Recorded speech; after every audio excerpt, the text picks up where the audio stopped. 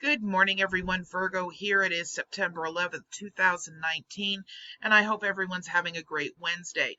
A quick announcement. Our normal Wednesday Snoop for Truth is going to be postponed this week, probably until Friday. It's a rather large expose. I want to make sure that it's given absolute and total integrity. Snoop worked very, very hard on this. It has to do with Agenda 21, which I know many of you have said you're very interested in hearing about. So we're going to be doing that expose on Friday. And I wanted to make sure that you were aware I have not forgotten Snoop for Truth this week. It's just going to be postponed for a couple of days due to the fact that there's a lot of material. I do have some interesting information that has come out about 17 or 18 hours ago from the towntalk.com website. This is on a Moorish couple that have been filing false liens against Rapidus officials. So I'm going to go ahead and show you guys that before I start getting into working on Snoop for Truth for this week. A bald woman on Monday denied that she was a sovsit, even though she tried filing trillions in fake liens against dozens of Rapidus parish law enforcement officers and public officials. She says, "I did it, but it's not real."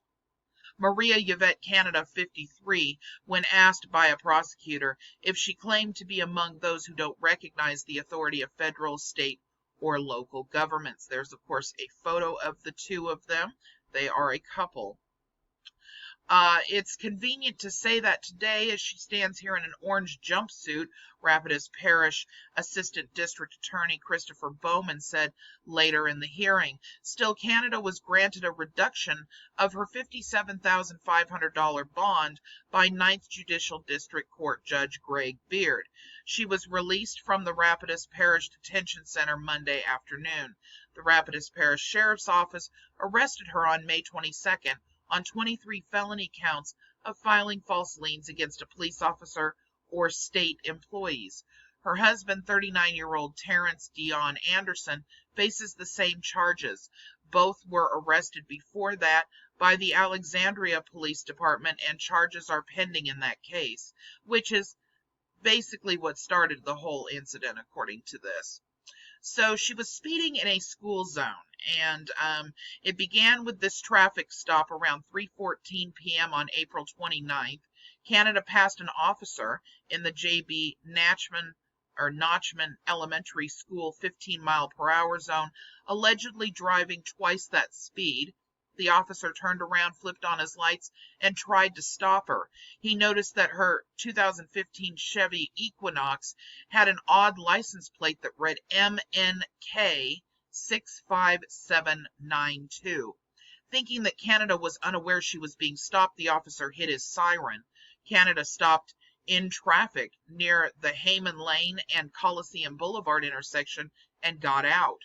When the officer told her to pull her car out of traffic, she repeatedly told him that he should have run her license plate so that he would know who she was.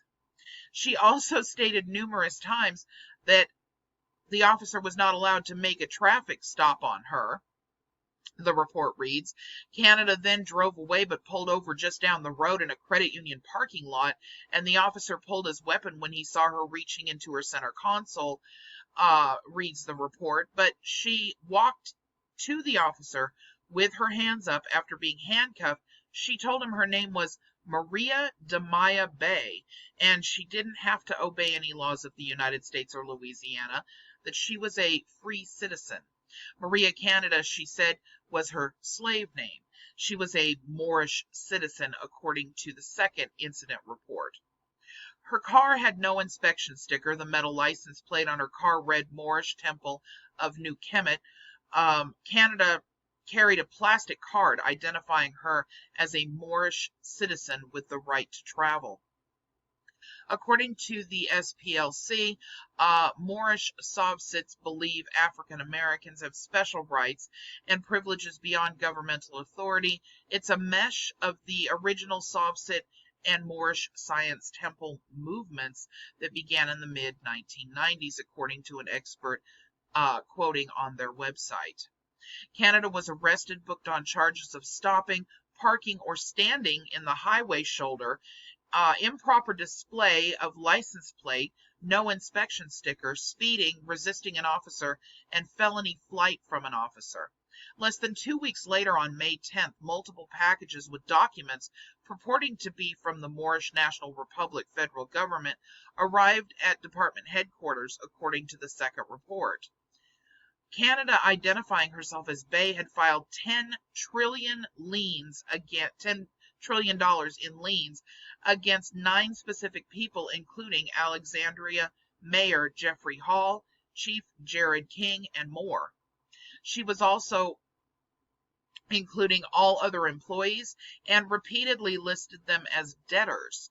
In claiming city properties for the Moors, she also demanded all property keys and codes to all of the buildings, according to the second report.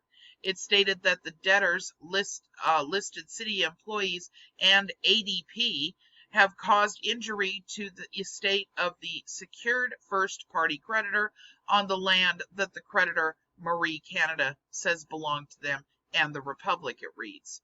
The document then goes on to claim that Canada is now the heir to the Alexandria Police Department and all of its holdings due to this action, law enforcement duties.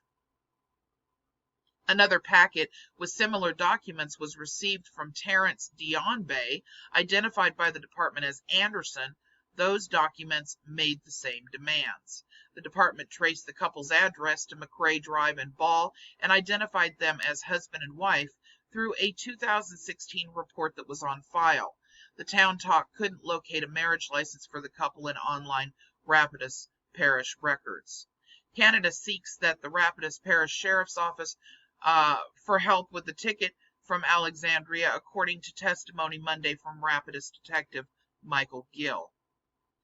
When that help didn't materialize, she unleashed more of the you-know-what that I can't say on here, or liens, a term used to describe the practice of filing false liens. Gill said she mailed documents to the sheriff's office that claimed her sovereignty and stated that she doesn't recognize the laws of the United States. Canada then tried to file $10 trillion in liens against officials with the sheriff's office, from Sheriff William Earl Hilton on down.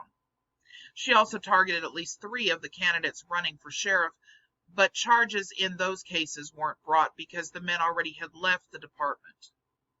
Bowman asked Gill if he would describe Canada as a sob-sit, and he said yes.